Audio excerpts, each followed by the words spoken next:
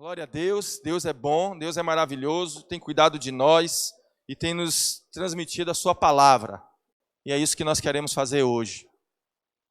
Ouvir a palavra de Deus, aprender da palavra de Deus, que é o que gera fé em nossos corações. Porque a fé vem pelo ouvir, e ouvir da palavra de Deus. Então vamos orar por isso? Senhor Jesus, fala conosco, nos ensina, nos mostra o caminho em que devemos andar e nos mostra as coisas que precisamos aprender e entender. Em nome de Jesus, te pedimos que essa seja uma manhã onde a tua palavra vai fazer diferença em nossas vidas. Amém. Amém. Então, eu quero antes de começar, porque nem todos recebem o WhatsApp, nem todos estão na minha lista de transmissão, então eu quero começar lendo a mensagem desaforada que eu mandei, falando sobre a palavra de hoje, para aqueles que não ouviram, principalmente os visitantes, possam se contextualizar. E mensagem desaforada é brincadeira, tá, gente? Não? Foi desaforada mesmo?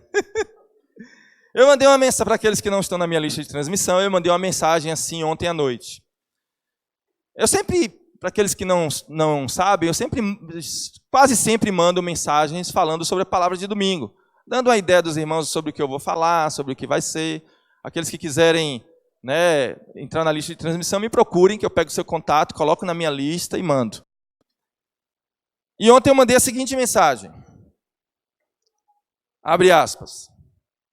Antes que você ache que o que escrevi abaixo é um texto importado de algum lugar que estou usando como pegadinha para dizer depois que alguém falou e eu discordo, vou logo esclarecendo. Eu sou Samuel, pastor da CCR, e as perguntas e respostas que seguirão são eu perguntando para mim mesmo e respondendo as minhas próprias perguntas. Entendeu? E as perguntas que eu coloquei, o quiz, o questionário aqui, foi o seguinte. A Bíblia é um livro questionável? Resposta minha, sim, totalmente. Segunda pergunta. O diabo diz a verdade? Resposta minha, com certeza. Ele adora falar a verdade. Terceira pergunta. Você não acha que a maioria das pessoas que seguem o evangelho são ignorantes? Resposta minha. Eu não acho não, eu tenho certeza. E digo mais. Só os ignorantes se convencem dessa história de Deus e o evangelho. Essa é a hora que você pode se levantar e sair e dizer assim, eu não quero ouvir esse pastor não. Te escandalizei? Então me perdoe, mas essas respostas são exatamente o que eu acredito. Mas se você quiser entender melhor, não me julgue, só me escute. Vem amanhã para o culto, que eu te explico tudo na pregação. Abraço, Samuel. Se você está aqui hoje, é porque você quis me ouvir, ou você foi convidado por alguém e entrou no esparro. Você tem a possibilidade ainda de ir embora. Mas não vá não. Fique aqui para você entender o que eu quero dizer com tudo isso. Amém? Amém, irmãos? Amém. O que é que essas perguntas e essas respostas têm a ver com o tema de hoje? O tema de hoje é pecado. Nós vamos falar sobre o pecado. Pecado. Quem ele é, aonde ele vive, do que se alimenta. Pecado. Nós vamos falar tudo sobre ele. Mas por que o tema é pecado e o que isso tem a ver com esse questionário, com essa mensagem? Eu tive um diálogo com uma pessoa recentemente que me fez a seguinte pergunta. Samuel, na CCR pode tudo? Como é que é? Na CCR pode tudo? Como assim? Fizeram essa pergunta para você já? Não foi ela não. Na CCR pode tudo? Mas por que essa pergunta, minha irmã? É porque as pessoas na CCR dizem que você diz que quando chega uma pessoa aqui, você não tem que ficar se preocupando com o pecado dela, nem com o que ela anda fazendo. Que você tem que se preocupar só em fazer essa pessoa se apaixonar por Jesus. Então você não liga para o pecado que as pessoas cometem, a gente não tem que corrigir as pessoas. Você está pouco se lixando se as pessoas fazem alguma coisa certa ou errada. Quer dizer que aqui pode tudo? Eu queria devolver essa pergunta para vocês. Aí vocês respondem em uníssono quando eu perguntar. Se a gente perceber um sim em maioria, a resposta é sim. Se a gente perceber um não em maioria, a resposta é não. Se a gente vê um negócio meio bagunçado, sim, não, a gente vai perceber que está todo mundo na dúvida. Então eu vou perguntar e vocês respondem assim que eu estalar o dedo. Na CCR pode tudo? Oh, vocês sabiam disso, né? Glória a Deus. Mas eu não estou fazendo essa pregação especificamente por causa desta pessoa e desta pergunta. É porque eu me constrangi mesmo. Essa pessoa foi um instrumento de Deus na minha vida. Porque realmente esse discurso é perigoso. Eu já vi, inclusive, para dar mais razão ainda a essa irmã, alguém dizer para mim, eu amei essa igreja, eu amo a CCR, eu gosto demais daqui, sabe por quê? Porque aqui a gente pode tudo. Já disseram isso para mim. Eu falei, gente, Jesus. Aqui ninguém liga se eu estou pecando, se eu estou bebendo, se eu estou fumando, se eu estou mentindo, se eu estou fazendo o que eu quiser. Aqui eu venho, louvo ao Senhor e fico na paz. Aí eu falei, eu tenho que tirar essa paz. Então, realmente, é um discurso perigoso quando você diz assim, quando entrar alguém pelaquela porta pela primeira vez, ou quando você trouxer alguém, pare de ficar tentando regular essa pessoa, pare de ficar tentando dizer para ela o que é certo e o que é errado, porque você precisa primeiro fazer essa pessoa se apaixonar por Jesus. O problema é que as pessoas não se atentam para a palavra primeiro. Percebeu que tem uma ordem? Primeiro. É porque há uma prática nefasta no meio dos evangélicos, uma prática ignorante mesmo, de querer que toda pessoa que chega e se aproxima do evangelho, querer mudar a vida da pessoa, mandar ela parar de fazer um monte de coisa. Não! Esse não é o cerne do evangelho. O cerne do evangelho é fazer as pessoas conhecerem a Jesus, e ele é quem convence as pessoas. Porque está escrito na Bíblia que é o Espírito Santo que convence a pessoa da justiça, do pecado e do juízo. Só que tem gente tentando tomar este papel. Tem gente querendo que ela fale assim, Espírito Santo, você está demorando muito, deixa que eu convença no seu lugar. Aí vai lá querer convencer a pessoa da justiça, do pecado e do juízo.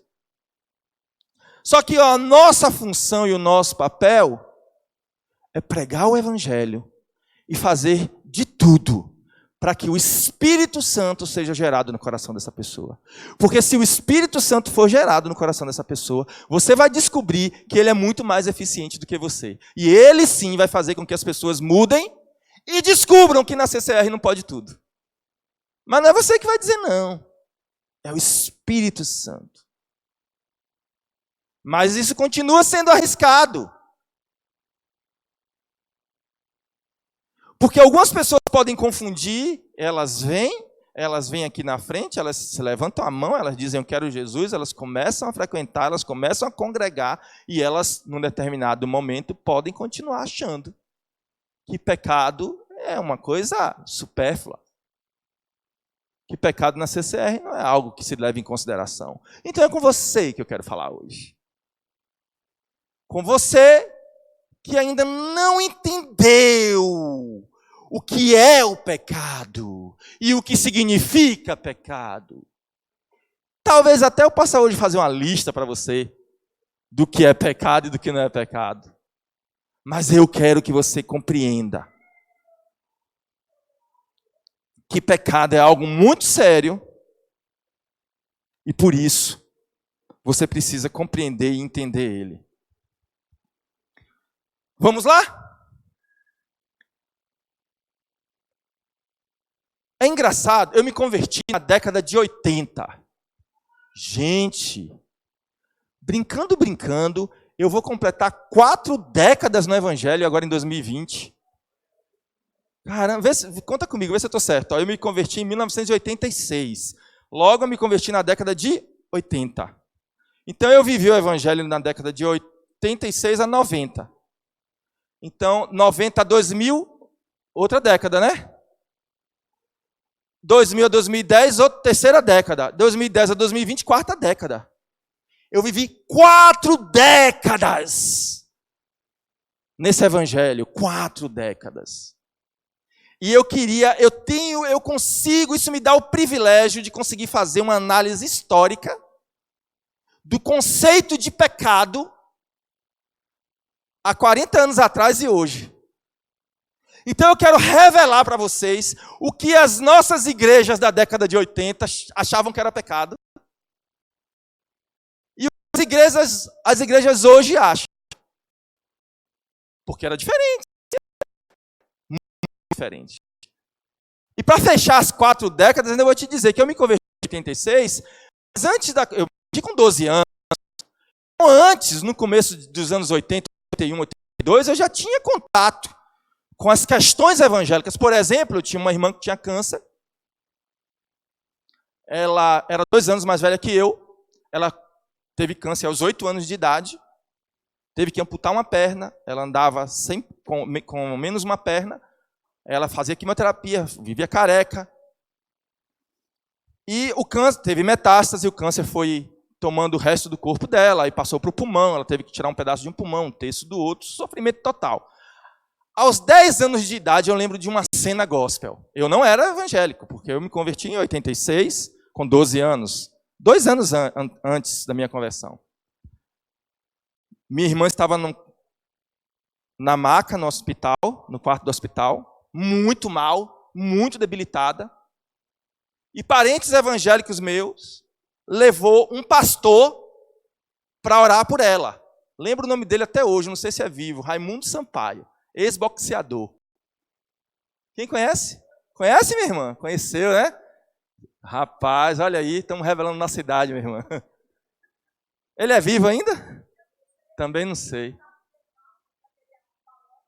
É um pregador do evangelho nato, Raimundo Sampaio. E os parentes meus que eram evangélicos levaram Raimundo Sampaio para ir dizer, sabe o que, minha irmã? Que ela ia morrer. E que ela tinha que preparar a alma dela para o céu. Aí eu estou lá no hospital com a minha irmã, ela mal. Aí chega Raimundo Sampaio, com a Bíblia deste tamanho embaixo do braço, paletó, gravata, que era a vestimenta dos crentes dos anos 80. E aí eu tenho uma tia que era da polícia, braba, não crente. E Raimundo Sampaio entra. Minha irmã, detalhe, sabia que ela tinha câncer, 10 anos de idade, não sabia que ia morrer. Não sabia que ia morrer. E Raimundo Sampaio entra e fala, minha filha, você sabe, né? Você vai morrer logo.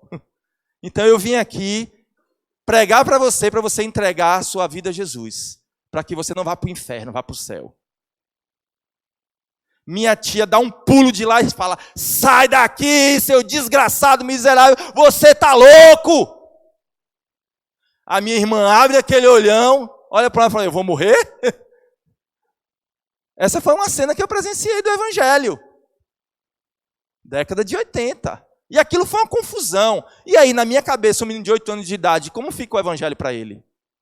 Eu sei o que ficou na cabeça de minha mãe, eu pelo menos consegui pescar alguma coisa nos olhos dela. Alguém que talvez pensasse assim, esse cara é louco, veio dizer para minha filha que ela ia morrer e a gente estava poupando ela disso. E aí um conflito, mas será que ele não deveria falar porque eu não queria que minha filha fosse para o inferno? Então era assim. Quem pecou aí? Raimundo Sampaio ou a minha tia? Difícil, né? Não, eu também vi coisas no Evangelho antes de me converter, por exemplo. Eu morei com um tio uma época, justamente por causa do câncer da minha irmã, que gostava de fazer piadas contra os evangélicos. Direto. E a gente sentava na mesa, na hora do jantar, e ele começava a contar piadas contra evangélicos. Era engraçado demais. Eu ria, acabava de rir com ele. Ele tinha uma piada mesmo que eu gostava demais. Ele dizia que 2 evangélicos resolveram ir caçar, e aí eles foram numa loja de armas de caça. Porque na década de 80, os evangélicos eram extremamente discriminados. Vocês não têm noção. A gente era chamado de tudo de ruim. Arthur até disse uma frase para a gente recentemente. Se é crente, não é boa gente. Era assim que os pais dele ensinou para ele. E aí, esses 2 evangélicos que iam caçar, foram entrar nessa loja de caça. Aí um só entrou, o outro ficou no carro. E ele foi comprar algumas coisas para caçar. Aí ele entra de paletó e gravata com a Bíblia embaixo do braço, porque era assim que os evangélicos andavam naquela época. E o cara percebe, o dono da loja, que ele era evangélico. E diz, aqui você não entra, esse povo ridículo, fanático, não entra na minha loja. Saia da minha loja, dê meia volta, vai embora daqui. Aí o cara acuado sai, volta para o carro e fala para o amigo, eu acabei de ser discriminado, ele não gosta de evangélicos, ele me expulsou de lá. Aí o amigo se enfurece e fala, eu vou lá falar com ele agora. Aí vira para o cara o dono da loja de armas e diz assim, o que é que você tem contra os evangélicos? Você tem alguma coisa contra os evangélicos? Ele tem uma variedade de coisas, lança-chamas, armas, 38, qual que você quer? Essas eram as piadas que meu tio contava. Aí eu ia passar o final de semana na casa dos meus tios que eram evangélicos, e aí sabe o que é que eles diziam das pessoas que fumavam e bebiam? Com um discurso de ódio, ali ó, com a chupeta do diabo. Era. Quando via alguém fumando, era a chupeta do diabo. Quem lembra dessa expressão aqui? Ah, você lembra. Bebendo, tá tomando o xixi do Satanás. Era assim. Samuel, aí você se converteu. E como era dentro da igreja evangélica? Ah, era diferente. Eu me converti. Apesar de tudo isso, eu me converti. Eu sou um sobrevivente. Porque um dia, aos 12 anos de idade, alguém olhou nos meus olhos e me falou de uma coisa que não tinha nada a ver com tudo isso que eu tinha presenciado.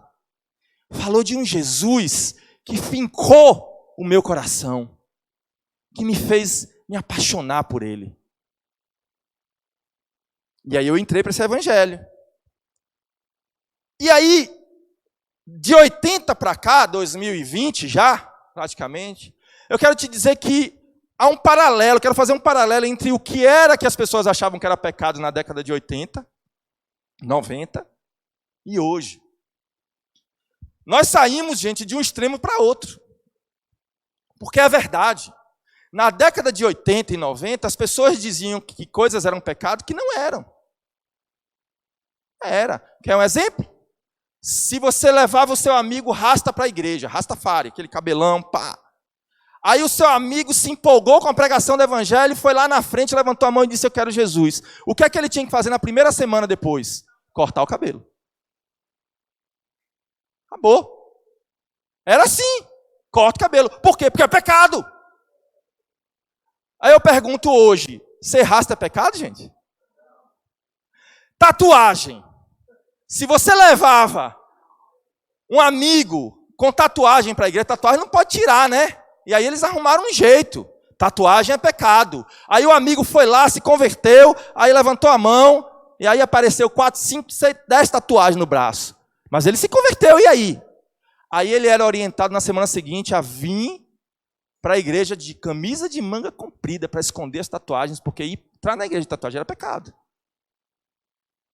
Aí hoje vem os caras de camiseta. Fica em pé aí, por favor. Não, fica em pé. Fica em pé que eu estou mandando. Beto, fica em pé. Tá certo um negócio desse. Mas pelo amor de Deus. Década de 80, década de 20, 2020. Que quantas coisas mudaram. Mas de fato, naquela época, as pessoas diziam que coisas que eram pecado não eram. Dizia que um monte de coisa é pecado e não era. Mas aí nós fomos evoluindo, nós fomos aprendendo, nós fomos entendendo que se converter não era mudar certas culturas, a não ser que elas fossem pecado, e que você pode sim usar brinco, se maquiar, que você pode sim, você não precisa não cortar o cabelo para ficar com aquelas mulheres com aqueles cabelos aqui né, com aquelas saias lá no tornozelo. Tá bom, nós evoluímos. Evoluímos. Mas e como é que está agora? Agora nós pulamos para um outro extremo. Parece que a gente ficou tão revoltado com o extremo de lá, que pulamos para o extremo de cá. Agora o pecado é relativo. Agora, calma. Não é bem assim. Agora, palavrão não é mais palavrão, é força de expressão. É, gente. É força de expressão. Não, eu não dei um palavrão, eu dei uma força. Isso é uma força de expressão, todo mundo faz. Eu estou falando alguma mentira aqui, não? Tudo se relativizou. As coisas vão mudando, sabe? As coisas, hoje em dia, tá bom, naquela época as mulheres vinham com a saia aqui no tornozelo. Aí a gente aprendeu que não, que uma mulher pode andar elegante. Mas aí, ao invés de vir para o joelho, veio para aqui. E aí, as irmãs têm que... Aí as irmãs que têm os seus maridos têm que ficar orando para aquela irmã não voltar mais na igreja. Elas ficam atrás, Senhor, leve embora e não traz mais, Senhor. Fecha os olhos do meu marido, não deixa ele olhar, Pai. Está tudo relativo, né? O que foi que aconteceu, gente? Que a gente pulou de um extremo para o outro. O que é pecado? Finalmente, o que é pecado? O que é que pode, o que é que não pode? Para você entender o que é pecado, você precisa ler comigo um texto. Para que você não tenha mais dúvida. Qual o tamanho da sua saia? Quais palavras são força de expressão ou palavrão? Se você pode pecar ou não. Se pecado é só um conceito social. Se aqui a gente não liga para isso, o importante é louvar o Senhor, levantar a mão e cantar as músicas que tocam no domingo. Para você entender o que é pecado, você tem que ler comigo. Abra sua Bíblia, por favor. Em Gênesis 2. Para entender o que é pecado, você tem que ir para o começo do pecado, para o primeiro pecado. Para onde tudo começou. Senão você não vai entender pecado. Não é isso? Então abra sua Bíblia em Gênesis 2, versículo 15.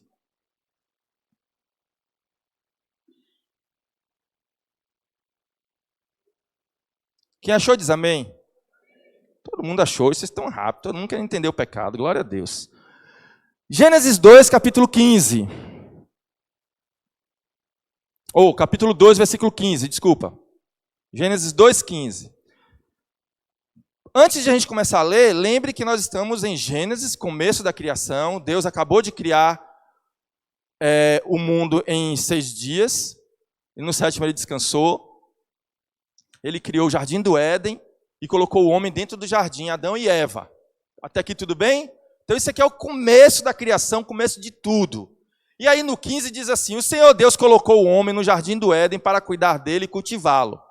Versículo 16. E o Senhor Deus ordenou ao homem: coma livremente de qualquer árvore do jardim, mas não coma da árvore do conhecimento do bem e do mal. Porque no dia em que dela comer, certamente você morrerá. Essa foi a primeira lei. Então Deus fez o homem, fez Adão, fez Eva, disse haja luz, fez divisão entre céu e terra, mar e tal. Pegou o homem, colocou dentro do jardim, disse ao homem: domine sobre tudo, cultive tudo. Eu não estou chamando isso ainda de lei, estou chamando isso de uma ordem. Mas a lei foi: olha, você está vendo esse jardim aqui? Todas as árvores desse jardim você pode comer, menos uma. Eu estou assistindo uma série, gente, que série espetacular. Espetacular. Pra você ter uma ideia, ela só tem uma temporada, eu já assisti essa temporada 3 vezes e meia, do começo ao fim, de tão espetacular que eu gosto, mas eu não vou indicá-la para vocês. Porque é uma série que aqueles que não têm a fé consolidada, firmada, não devem assistir. Talvez vai te abalar. Só pode assistir uma série dessa quem tem convicção e já viveu muita coisa, pelo menos 4 décadas nesse evangelho, para entender o que é o seu Deus. Mas essa série, ela tem um propósito de satirizar, de ridicularizar tanto a humanidade quanto a Bíblia e quanto as histórias bíblicas. E Samuel, você gosta de uma série que gosta... Não é Porta dos Fundos, não. Não é aquela coisa ridícula do Natal, não, tá? Não é não. Não é não. Aquilo ali é idiotice, babaquice. Aquilo é coisa idiota. É uma série inteligente, é uma série astuta. Sabe? E a ideia dela é confrontar a nossa fé. É pegar da Bíblia coisas que não façam sentido, ou pelo menos que eles acham que não faz sentido, e jogar na tua cara. Por que você gosta disso, Samuel? Eu gosto porque me faz pensar, me faz raciocinar, me faz olhar e dizer assim, ele está falando isso porque ele não leu tal texto, ele está dizendo isso porque ele não conhece tal coisa.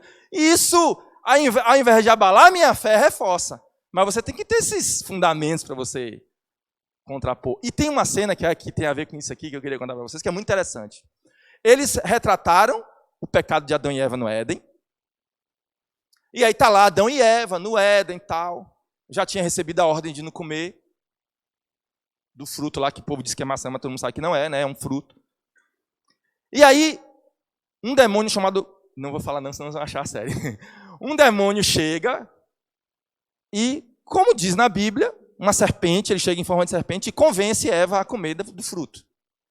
Aí Eva come, aí eles são expulsos para... Adão também come, são expulsos do paraíso. E vocês lembram que na história do Gênesis, a Bíblia diz que tinha um anjo que ficava no jardim do Éden com uma espada flamejante, protegendo a árvore do conhecimento do bem e do mal, depois que os homens pecaram. E aí aparece esse anjo, batendo papo em cima do muro com esse demônio. Então o anjo que ficou para proteger, depois que o homem foi embora, o anjo que ficou para proteger a árvore do conhecimento do bem e do mal, batendo papo com o demônio que tentou Adão e Eva. E olha o diálogo, que interessante. Aí o demônio vira para o anjo e fala assim, falando sobre o episódio que tinha acabado de acontecer, que foi o homem ter desobedecido a Deus, comido da maçã, da fruta. Aí o demônio fala assim para o anjo, usaram para matar a mosca. Aí o anjo, quê? Uma mosca, uma fruta, expulsar do sua fé, não. Aí ele fala assim, também vamos lá, né? Eu não vejo nenhum problema em ser conhecedor do bem e do mal. Porque o que foi? Por que comer uma maçã era pecado? Você releve quando eu falar maçã, tá? É a cultura regional. Por que comer a fruta que Deus disse não coma é pecado? Então, nisso. Essa foi a pergunta que o demônio fez na série. Você saberia responder? Se você não sabe essa resposta, você assistir essa série. Por isso que eu não vou dizer o nome para você. Você sabe explicar por que é que Deus, o Todo-Poderoso, não foi tanto sutil e colocou uma árvore no meio do jardim com a placa de não toque, dizendo, coma de tudo menos dessa. Aí o cara não matou ninguém, não roubou ninguém, não estuprou ninguém, só fez comer uma fruta. E foi expulso do paraíso. Você tem essa resposta? Não? Então é isso que a gente está querendo entender aqui. E o Senhor ordenou ao homem, coma livremente de qualquer árvore do jardim, versículo 16 e versículo 17. Mas não coma da árvore do conhecimento do bem e do mal, porque no dia em que dela comer, certamente você morrerá. Ora, a serpente era o mais astuto de todos os animais selvagens que o Senhor Deus tinha feito. E ela perguntou à mulher, foi isto mesmo que Deus disse? Não coma de nenhum fruto das árvores do jardim? Preste atenção no diálogo. Respondeu a mulher à serpente, podemos comer do fruto das árvores do jardim, mas Deus disse, não comam do fruto da árvore que está no meio do jardim, nem toque nele. Do contrário, vocês morrerão. Resposta do diabo. Disse a serpente à mulher, versículo 4. Certamente não morrerão. Deus sabe que no dia em que dele comerem, seus olhos se abrirão e vocês, como Deus, serão conhecedores do bem e do mal. Pergunta para você, o diabo mentiu? Não. Não. Aí você tem que lembrar de uma coisa. Há uma diferença entre mentir e enganar. O diabo não é burro e ele sempre engana com a verdade ou pelo menos pedaços dela. Agora você já entende uma das perguntas que eu fiz no WhatsApp. O diabo mente, ou melhor, o diabo fala a verdade? Fala. Muitas vezes ele adora fazer isso. Ele adora te enganar com a verdade. Eu vou explicar melhor. Vem cá, vamos fazer uma ilustração aqui. Vem cá, Daniel. Vem cá, Fabiano. Faça favor. Você tem que entender assim. Imagina... Ele não é o diabo, tá, gente? Eu conheço, é meu filho. Ele está fazendo o papel do diabo. Tá certo? E você está fazendo o papel do homem. Tá certo? Aí veja. Imagine que o diabo fez uma armadilha aqui, um abismo aqui. E ele cobriu com folhas para ele achar que é chão firme. E tem um abismo aqui. Aí a função dele é fazer ele cair nesse abismo. Está me acompanhando? Então, se o diabo fosse mentiroso, como vocês acham que ele é, o diabo falaria assim, ó. Venha andando em minha direção, porque aqui não tem um abismo e eu não coloquei não disfarcei, não coloquei folhas aqui para te enganar. É mentira, né? Mas era pouco sutil. Agora, se o diabo descobre que esse cara está com fome, morrendo de fome, ele pega um McDonald's na mão e diz assim para ele, você está com fome. É mentira? Não. Aí ele vai dizer, oh, ele tem revelação, ele descobriu que eu estava com fome. Aí ele vai dizer assim, e McDonald's é um negócio gostoso. O diabo mentiu ou não? Ele vai dizer, oh, é verdade. E ele vai dizer assim, eu quero dar esse McDonald's para você. E eu vou dar. Ele está mentindo ou não? E ele diz assim, venha, que eu vou te dar esse McDonald's. E o diabo dá mesmo. É mentira ou não? Venha. Pá, para aí. Faz aquelas cenas assim, congela. Será que ele vai cair ou não?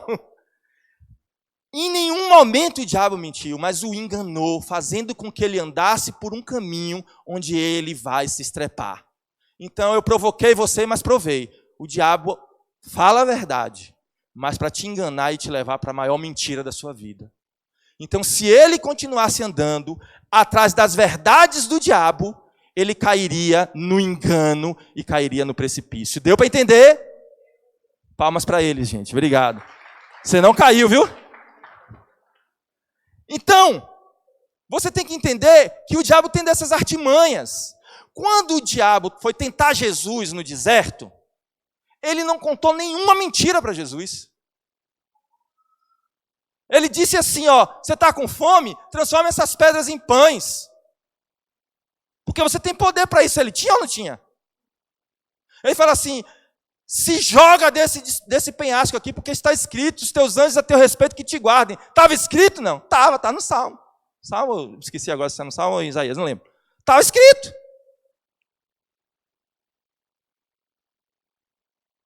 Aí ele leva Jesus para um pináculo do templo e diz assim, contempla esse reino. Ele é todo meu, porque a mim foi dado. Ele estava mentindo? Não, também não. A própria Bíblia diz que quem domina esse mundo são as potestades. Era dele mesmo. E ele fala assim, eu te darei se prostrado me adorares. Também estava mentindo? Também não. Então o diabo diz a verdade. Aí eu botei um problema na sua mão. Você já aprendeu que o evangelho não é anacrônico, não é tipo verdade ou mentira. Tem sempre algo por trás. A Bíblia fala que o diabo se disfarça de anjo de luz para te enganar. Então, não é só simplesmente você olhar para um que tem um anjo das trevas e um anjo da luz e escolher o anjo da luz. Seria muito fácil, né? Esse aqui é anjo das trevas, eu não quero. Esse aqui é anjo da luz, eu quero. Não, mas e o anjo da luz que está disfarçado de... Melhor, o anjo das trevas que está disfarçado de anjo de luz? Aí você começa a perceber que é a coisa mais complexa. E o que é pecado, então? E por que Deus disse não coma daquela árvore? Vamos continuar lendo o texto?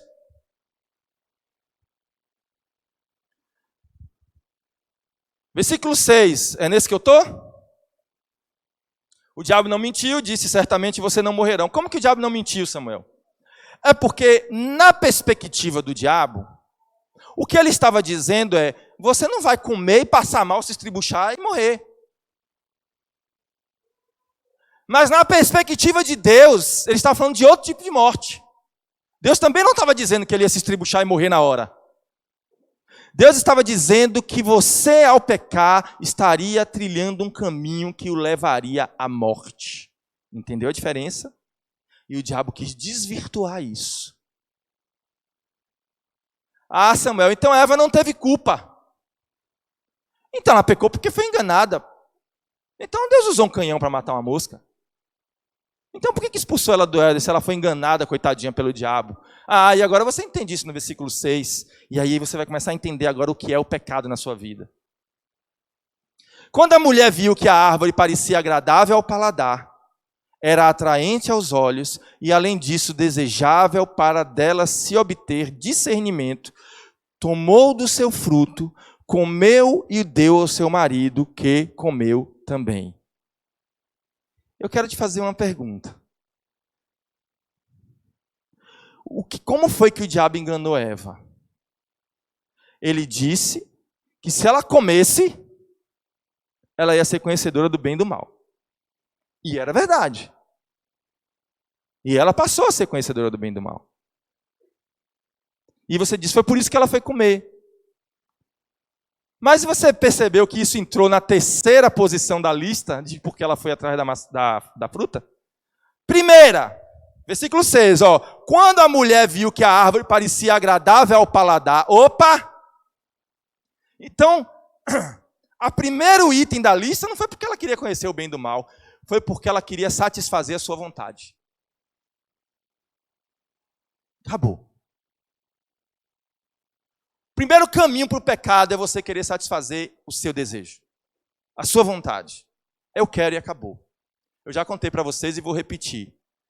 É impressionante, mas todas as vezes que alguém diz eu mereço, alguém do lado sofre.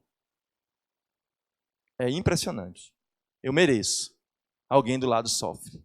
Para você dizer que merece de algo e você caminhar em cima de algo que você deseja, você precisa ser muito crente. Muito crente. Depois, diz que era atraente aos olhos, concupiscência, cobiça, eu quero, sedução, é bom. Aí diz, e além disso, desejável para dela se obter discernimento. Tomou do seu fruto, comeu e deu ao seu marido. Eu queria que você percebesse uma coisa muito importante aqui.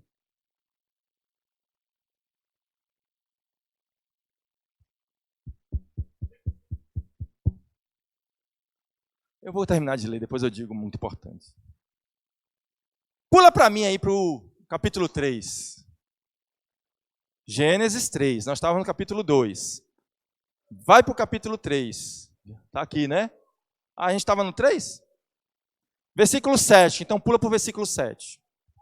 Diz assim: os olhos dos dois se abriram e perceberam que estavam nus. Então juntaram folhas de figueira para cobrir-se. Ouvindo o homem e sua mulher os passos do Senhor Deus, que andava pelo jardim quando soprava a brisa do dia, esconderam-se da presença do Senhor Deus entre as árvores do jardim. Mas o Senhor Deus chamou o homem perguntando, onde está você? E ele respondeu, ouvi teus passos no jardim e fiquei com medo, porque estava nu, por isso me escondi. Agora eu vou te dizer. O problema do pecado do homem não foi ele ter desobedecido a Deus, não foi ele ter comido da fruta. O pecado pior, o problema maior do homem foi depois de ter pecado não ter aparecido na reunião de família do final da tarde. Havia uma prática de Deus, quando você lê o livro de Gênesis todo no contexto, de que Deus, sempre na viração do dia, no cair da tarde, ia se relacionar com Adão e Eva. Eles estavam juntos, eles tinham uma relação de pai e filho. O que é que o pecado fez? O pecado fez com que eles saíssem dessa relação. Porque ele comeu, ele se envergonhou, ele descobriu que estava nu e ele não foi mais se encontrar com Deus. Então o problema do pecado não é o ato em si, mas para onde ele te leva. O problema do pecado é ele te afastar de Deus. Eu pergunto para você, vamos tentar reescrever a história do Gênesis. Imagine você que depois de comer a fruta, Adão e Eva tivessem uma crise de consciência, batesse o arrependimento e eles dissessem: Eva, o que foi que a gente fez? Eva, a gente fez coisa errada. Eva, e agora? O Senhor Deus cuidou tão bem da gente, fez um jardim tão bonito para a gente, nos deu tanta coisa, Ele só pediu uma coisa de nós, que a gente não comesse daquela árvore. Eva, olha o que a gente fez, a gente comeu. Foi mesmo, Adão, e agora o que a gente vai fazer? Eu não tenho nem coragem de olhar para a cara de Deus. Então vamos correr. E de repente eles parassem e dissessem assim: não, Ele é nosso Pai. Nós fizemos besteira. Mas se nós formos naquele ponto de encontro que a gente se encontra toda tarde, chorar nos pés dele e disser: Pai, nos perdoa. Nos mostra um outro jeito de viver. Um outro jeito de ser. Eu te pergunto, o que é que você acha que Deus faria? Então, o que o pecado está fazendo na sua vida não é aumentando ou diminuindo seu score, que nem você achava. Não é te deixando um crente mais aceitável para o resto da comunidade cristã, renovada, ou menos aceitável. O que o pecado faz na sua vida é deteriorar o seu coração e fazer com que cada vez menos você se sinta filho dele. É por isso que o diabo te engana. Você sabe qual é um dos maiores enganos do diabo? É fazer você achar que quando você entra para a igreja evangélica, você entra num jogo, que quem pecar menos perde, ganha, e quem pecar mais perde. E quem pecar menos vai ser o cara mais benquisto. Assim, aquele irmão é um santo. Aquele irmão é um homem de Deus. E aquele que mais peca é aquele que a gente olha assim e fala assim: olha para aqui, olha aquilo. E aí ele começa a colocar na sua cabeça que a relação com Deus tem a ver com certo e errado. Não, a relação com Deus tem a ver com amor. Um pai que quer que os seus filhos andem nos caminhos dele. Agora eu vou te explicar. Dava para Adão e Eva ter entendido tudo isso num bate-papo com a serpente? Não dava. Confusão. Deus diz: não coma. Quem assistiu aqui O Advogado do Diabo? Um filme também muito espetacular. Quem não assistiu, devia assistir. O diabo, num diálogo com o advogado, diz assim: esse seu Deus, ele brinca com vocês. Ele vira para vocês e diz: olhe, mas não toque. Aí depois ele diz: toque. Al Pacino faz essa cena de uma maneira brilhante. Olhe, mas não toque. Toque, mas não prove. Tá, prove, mas não engula. E Deus fica brincando com o homem, traçando regras que ele não consegue cumprir. E o diabo assim engana muitas pessoas, achando que o evangelho é isso. Mas o que é o evangelho? Eu vou explicar para vocês agora. Adão e Eva não tinham elementos suficientes para naquela hora raciocinar. Conhecimento do bem e do mal, tá bom, você está dizendo que eu vou ficar igual a Deus? Mas eu não vou morrer? Como assim, Satanás? Você não está me enganando, não? Eu não vou morrer agora, mas eu vou morrer algum dia? Eu vou morrer depois? Ou essa morte quer dizer uma morte espiritual? Não, ele não tinha elementos para isso. Mas eles tinham elementos para uma coisa.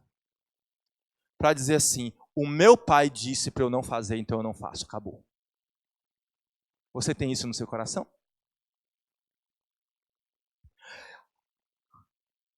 O evangelho da década de 2020 de 10 a 20, sei lá de quanto tempo, é um evangelho em que as pessoas só aceitam obedecer às ordens de Deus se tiver sentido. Não, isso é relativo. Não é mais homossexualismo, agora é homossexualidade, isso é uma orientação sexual. Tem que ter sentido para você, tem que ter explicação. Olha, eu gosto de sentido, eu busco sentido e eu quero. Mas se o meu pai disse que não é assim e acabou, e eu não vou cometer o pecado de Adão e Eva, eu vou seguir com todas as minhas forças, porque eu estou falando de alguém que eu amo. Alguém que eu resolvi entregar a minha vida. Eu quero sentido, eu quero entender as coisas, eu não quero ser um ignorante, mas o evangelho é dos ignorantes, daquele que diz assim, eu não entendo, mas Deus mandou, eu faço.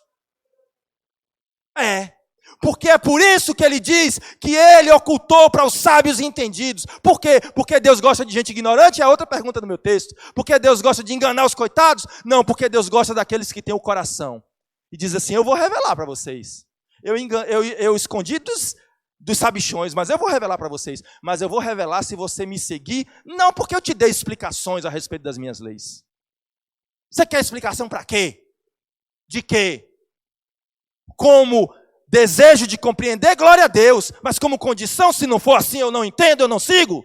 Então você não é filho. Então você não é filha. Então o reino de Deus é para os santos ignorantes, aqueles que querem se compreender, mas antes de querer compreender, antes de querer entender, entende que tem um Pai que manda em nós e que quer o nosso bem porque Ele nos ama. É por isso que eu acho ridículo quando as pessoas começam a tentar, aí pastor tem uma sina para receber isso, a pessoa senta para conversar comigo, pastor, isso aqui é pecado? Porque, olha, aí vem com todos os argumentos. Por que isso, por que aquilo, porque a Bíblia diz assim, porque a pessoa fica tentando achar uma forma de legalizar o pecado. Eu gosto quando as pessoas chegam para mim de uma maneira diferente. Eu não gosto quando a pessoa chega pecando e querendo textos bíblicos que digam que ela não está pecando. Eu amo quando as pessoas não estão pecando e viram para mim e falam assim, pastor, eu acho que eu estou pecando. Eu estou pecando? Entendeu a diferença? Não, irmão, calma. Por quê? Porque você está vendo um coração contrito e apaixonado, não querendo desagradar a Deus de forma alguma. Sabe, eu não tenho que ficar em longas discussões teológicas. Se eu não compreendo, eu obedeço, porque é melhor obedecer do que sacrificar. Se Deus me diz que é para eu andar de sandália, eu nunca vou andar de sapato. Se Deus me diz que eu só posso andar de sapato, eu nunca vou andar de sandália. Eu posso tentar compreender? Posso. Eu não fomento a ignorância. Eu sempre digo para vocês, questionem, porque se a nossa fé não sobreviver aos questionamentos, ela é frágil. Mas como você questiona? Como um filho que quer entender. Porque há uma diferença entre o pai dizer para um filho, filho, não bote o dedo na tomada. E ele, como um bom filho, perguntar, por que, papai? E uma outra coisa, ele diz, eu coloco sim, você não manda em mim. Por que eu não posso? Faça sentido para mim, então. Portanto, vou te dizer para que serve o pecado. O pecado, vocês te enganaram, gente. Te enganaram, acorda. O pecado não é para te qualificar ou desqualificar. O pecado não é para você ser mais santo ou mais ímpio. O pecado é a oportunidade que Deus lhe deu para você mostrar o seu amor por Ele. É só isso. O pecado é você olhar para uma situação e dizer assim, eu quero tanto agradar o meu Pai. E eu preciso mergulhar na Bíblia para descobrir se aquilo que eu estou fazendo desagrada a Ele ou não. Eu lembro de uma história logo no começo da CCR, que um irmão tinha acabado de se converter. E aí, ele me ligou. Tinha, sei lá, 4, 5 meses de convertido. Ele me ligou. Esse irmão vai saber quem ele é, que eu não vou dizer o nome dele, mas ele vai saber quem ele é. E aí, ele me ligou e falou assim, pastor, você está podendo falar? Tô. É que eu queria tirar uma dúvida. Falei, fala, meu irmão. É que eu briguei com a minha mulher. E aí eu me retei e vim dormir no hotel. Estou aqui no hotel. Mas eu estava aqui no hotel pensando, sabe? Fala assim, pô, agora eu sou crente. Agora eu amo Jesus. Será que é certo eu dormir no hotel ou não? Pastor, então eu estou te ligando porque eu não quero desagradar meu Deus, sabe? E aí, eu posso dormir no hotel ou eu tenho que voltar para minha casa? Que lindo! A dúvida não era porque ele queria dormir no hotel. A dúvida era porque ele não queria desagradar a Deus. O que é que está no seu coração? Então aqui na CCR, a gente não dá foco no pecado mesmo, não. A gente dá foco no coração. É por isso que quando chega a gente no arriar da mala, eu já sei o que quer. Aí eu só escuto. Mas quando eu encontro corações contritos e apaixonados, que descobriram que não serão mais enganados por nenhuma serpente, porque descobriu que o caminho do pecado não é um caminho de cálculos matemáticos, aqui eu posso, aqui eu não posso, até onde eu vou, até onde eu não vou. Mas o caminho do pecado é um caminho que te afasta daquele que te ama e que você foi chamado para amar com toda a sua força e com todo o seu coração. É com esse que eu converso. Vamos ficar de pé? É com esse que eu converso. Aí eu quero finalizar lendo João, capítulo 8. Agora você já sabe. Se você tiver dúvida sobre o que é pecado e o que não é, e quiser tirar dúvida comigo, pode me procurar. Pode me procurar. Pastor, eu não sei se isso que eu estou fazendo é pecado. Me procura. Eu já li a Bíblia de Gênesis e Apocalipse 8 vezes, buscando entender o que agradava ao meu Deus. Então eu sei de alguma coisa. Eu tenho aqui um grupo de irmãos que caminham comigo, experientes no Evangelho, maduros e que buscam também a mesma coisa. Nós conversamos bastante sobre o que é errado e o que não é. Sabe, a CCR é construída em cima de bases bíblicas e que de vez em quando a gente tem que reunir uns irmãos mais maduros para perguntar assim, e aí é essa direção mesmo aqui que a gente vai ensinar? Então eu sei, mas agora você já sabe também uma coisa. Quer me perguntar o que é certo e o que é errado, o que pode e o que não pode? Pode vir me perguntar. Mas se você vier como alguém que quer fazer cálculo de pecado, você vai encontrar um Samuel. Mas se você vier com um coração cheio de alegria, de paixão pelo Evangelho, de amor pelo seu Pai, e dizer assim, Samuel, eu estou desesperado, será que eu estou desagradando ao meu Pai? Então significa que você não foi enganado pela serpente. É por isso que, respondendo a última pergunta do WhatsApp, a Bíblia é questionável, propositalmente questionável. Deus não deixou um monte de coisa clara na Bíblia. Aliás, Jesus sequer escreveu uma letra da Bíblia, propositalmente. Sabe por quê? Você sabe por quê? Que a única coisa que Jesus escreveu, que a gente tem conhecimento, foi alguma coisa na terra, quando levaram para ele uma prostituta,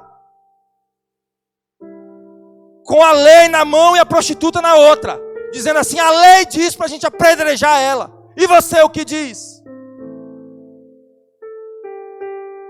Aí Jesus responde, aquele que não tiver pecado, atire a primeira pedra. E o que é que ele está dizendo com isso? Vocês não entenderam nada. Eu não estou falando de lei, eu estou falando de amor. As pessoas levaram situações para que a lei fosse aplicada. E tem gente que não consegue viver em paz se a lei não for aplicada, inclusive na sua própria vida. E tem gente saindo do Evangelho porque não conseguiu cumprir essas leis. Enganados pela serpente. Enganados. A serpente chegou no teu ouvido e disse, isso não é para você não, filho. Isso não é para você não, filha. Tu não consegue. E você acreditou nisso. E você não tinha descoberto até hoje que essas leis não são para que você consiga chegar no top 10 dos santos. Essas leis servem para vocês olharem para Deus e dizer assim, eu te amo tanto que eu vou perseverar até o fim. E é assim que ele diz, que aquele que perseverar até o fim será salvo.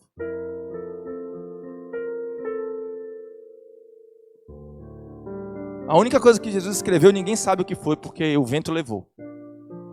E ele deixou claro, não tem a ver com lei, não tem a ver com você querer impor sobre mim que eu tenha que te dar explicações. Sabe, se tem uma coisa que eu conquistei nesses meus anos de ministério, foi a tranquilidade que eu não tenho que explicar nada para ninguém. Eu não tenho que explicar para o ateu se Deus existe. Eu não tenho que explicar para as pessoas que não são do Evangelho por que eu sigo tais e tais leis. Eu não tenho que explicar nada para ninguém. Eu só tenho que morrer pelo Evangelho que eu conheci. Eu só tenho que morrer por esse Jesus, se preciso for. Porque Ele conquistou o meu coração, a minha vida, e eu faço qualquer coisa por este Evangelho. E é por isso que quando alguém peca, Deus, você pecou, imagina aí, você pecou essa semana. Aí você começa a achar que Deus está focado no seu pecado. E você está extremamente enganado, porque Deus está focado no seu coração, querendo saber como você vai reagir a Ele. Porque se a reação do seu coração for de contrição e arrependimento, você vai ver um Deus feliz. Dava até para a gente fazer um meme, Guilherme, Mateus e Ivan. Bota assim o pecado ali, e você olhando para o pecado, e Deus olhando para você, para o seu coração. Você está achando que Deus está olhando para lá, mas Deus está olhando para aqui. Ô filho, eu não estou preocupado com o que você fez. Eu estou preocupado como que você vai reagir depois do que você fez. Porque o que você fez, ele já sabia que você ia fazer. Mas tu é crente suficiente para atravessar décadas dizendo: ah, antes isso era pecado, agora já não é. Antes não era, agora já é. Mas eu não sei, eu só sei que eu amo a Jesus e o que Ele me mandar eu faço. E todas as vezes que você fizer algo que você percebe que não está no coração de Deus, você é homem e mulher suficiente para vir aqui e se arrepender e dizer e fazer o que Adão não fez? E dizer: Senhor, tem misericórdia de mim. Porque é só para isso que serve o pecado. Se você estiver achando que é para outra coisa, a serpente te enganou.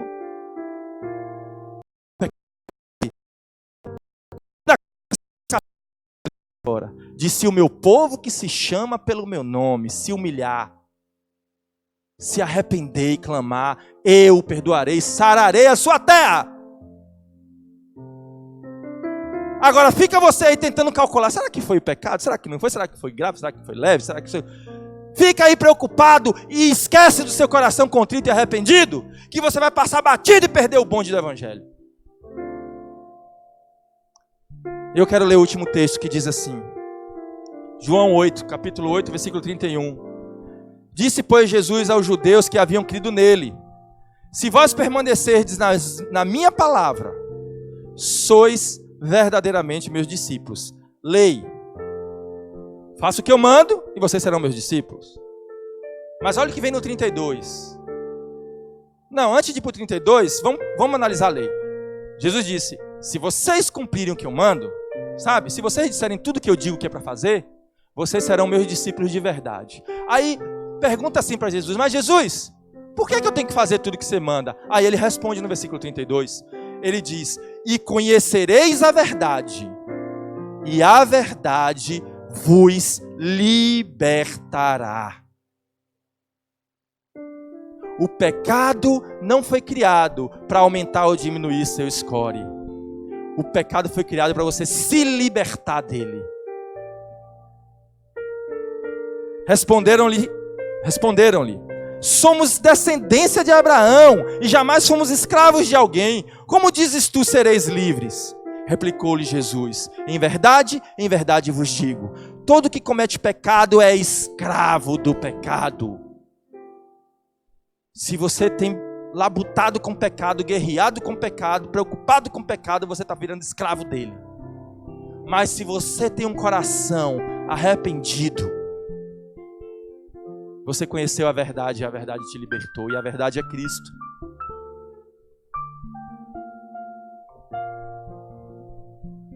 É por isso que a Bíblia é questionável, tanto quanto a ordem de não pegar o fruto do jardim foi questionável.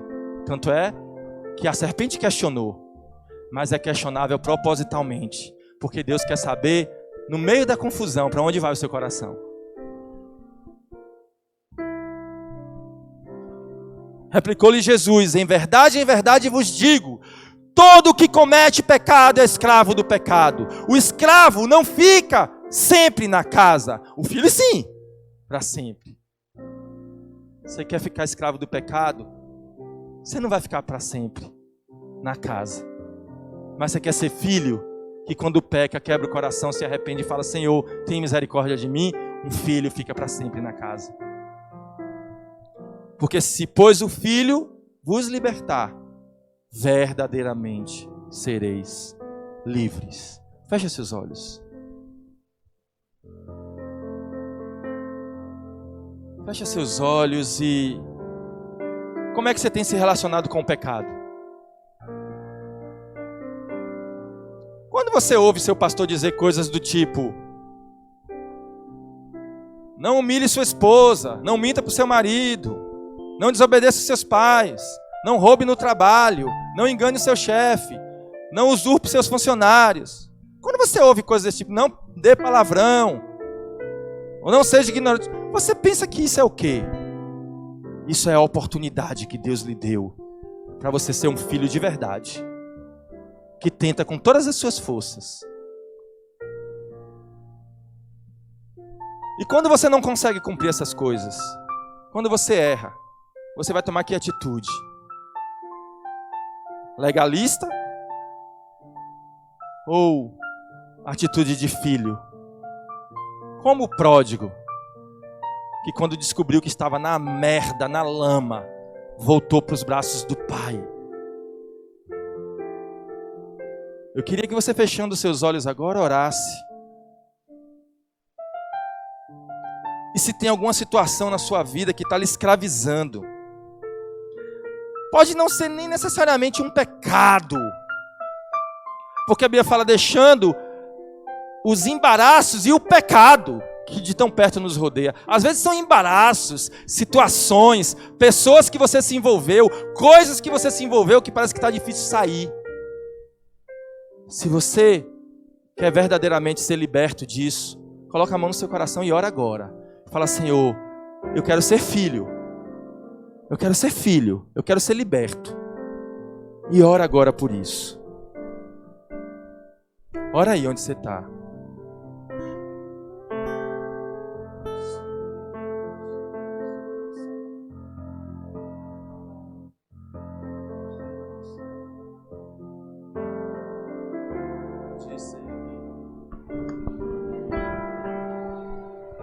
Se você não sabe para onde seguir, se você percebe que não quer mais fingir, levante a cabeça e não olhes para trás. Chame a Deus, chame a Deus. Se tua vida anda para um abismo sem fim, se teus olhos choram e não querem esse fim, levante a cabeça e não olhes para trás. Chame a Deus, chame a Deus,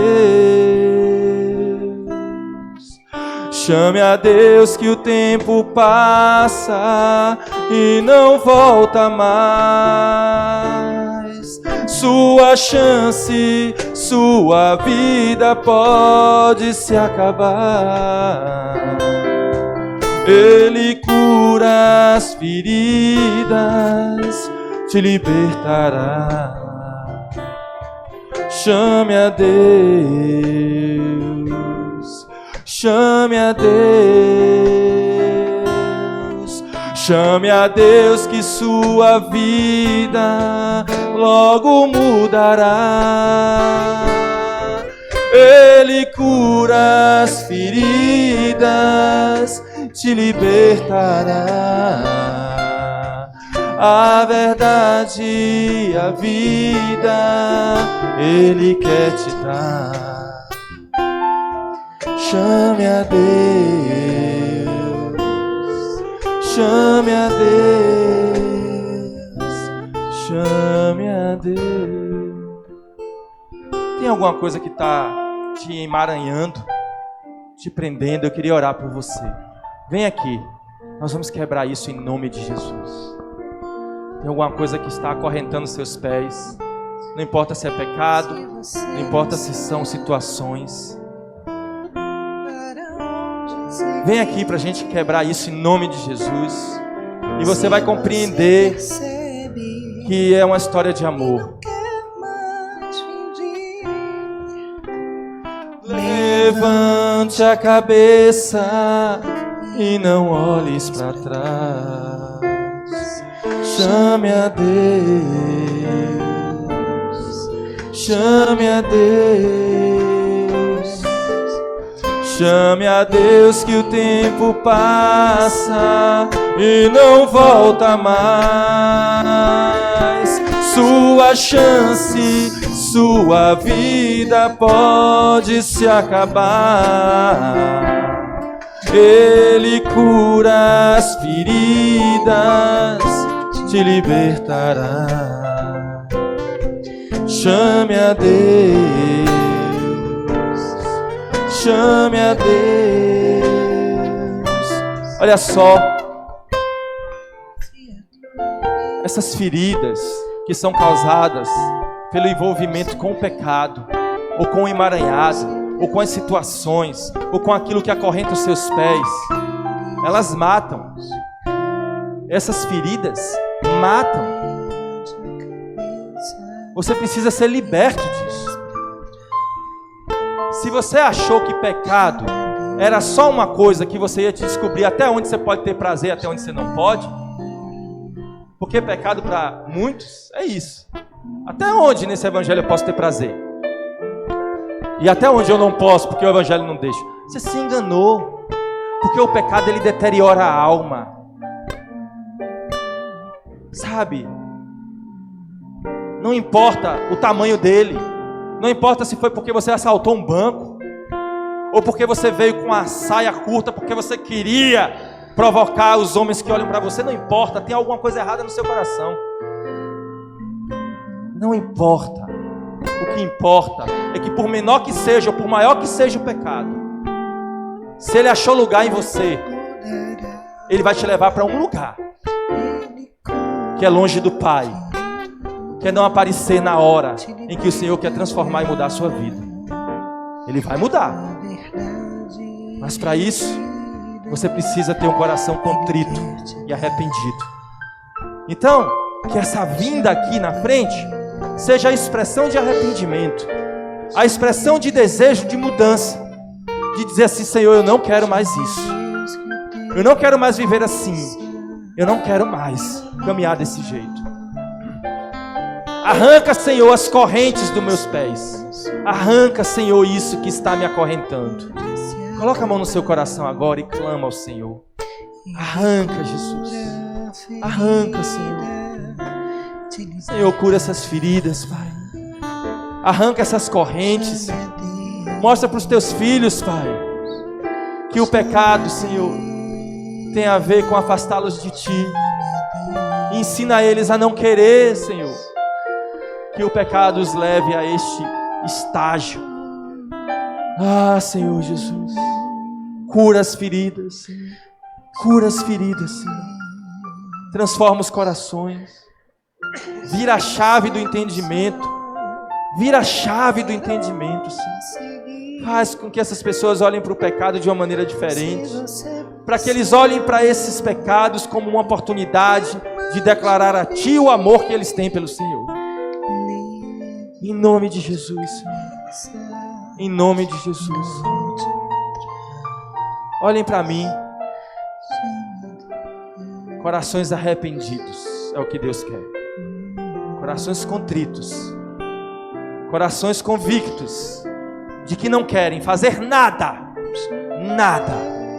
que desagrade o coração do Pai.